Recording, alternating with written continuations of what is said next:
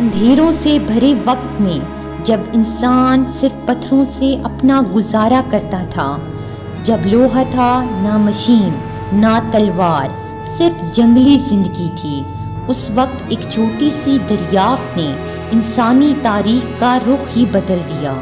ایک پتھر ملا، لیکن یہ عام پتھر نہ تھا، یہ کچھ زیادہ بھاری تھا۔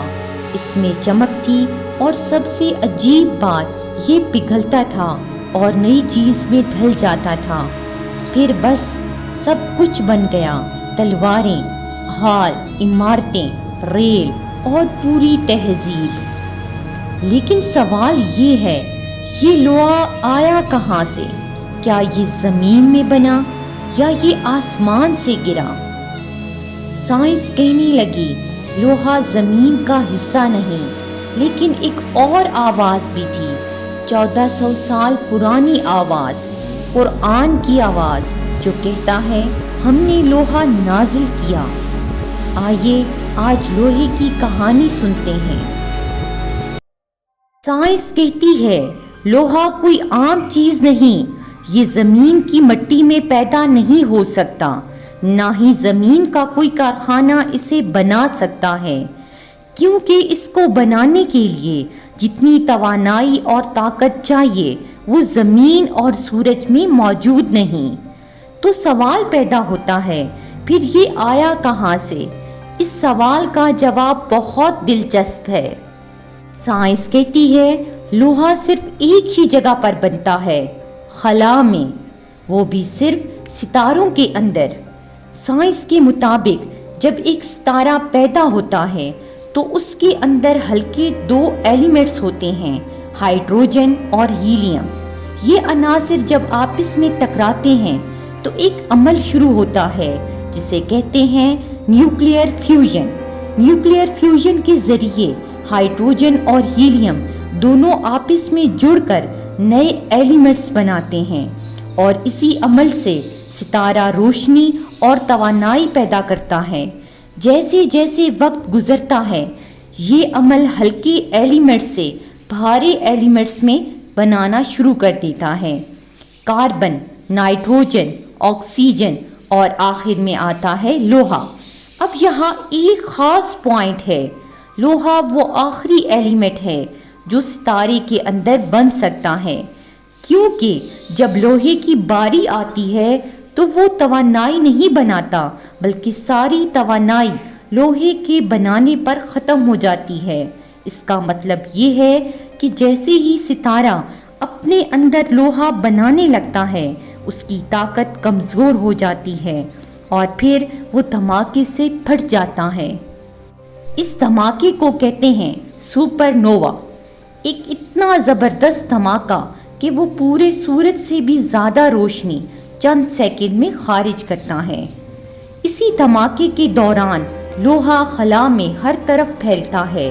یہ لوہا پھر لاکھوں کروڑوں سال تک خلا میں سفر کرتا ہے، پھر گرد بن جاتا ہے، اور پھر جب نئے سیارے بنتے ہیں تو یہ لوہا ان کے اندر شامل ہو جاتا ہے۔ جیسے ہماری زمین، ہم کہہ سکتے ہیں ہماری زمین آسمان سے گرا ہوا لوہا اپنے دامن میں لیے ہوئے ہے۔ یہ لوہا ستاروں کی موت کا تحفہ ہے۔ آج سائنس کہتی ہے iron is not a product of earth, it came from the stars.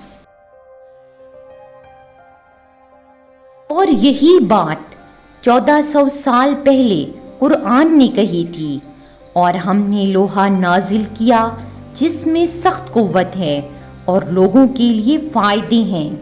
یہاں ایک نہایت اہم نکتہ ہے، وَأَنزَلْنَا الْحَدِيدَ، اور ہم نے لوہا نازل کیا۔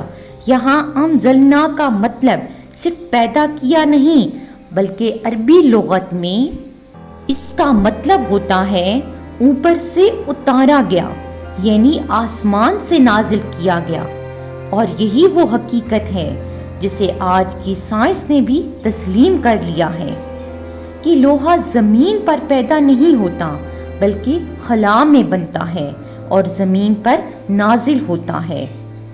قرآن میں سورۃ الحدید کا نمبر ہے 57، اور لوہے کا ایٹمی ماس بھی 57.5 ہے۔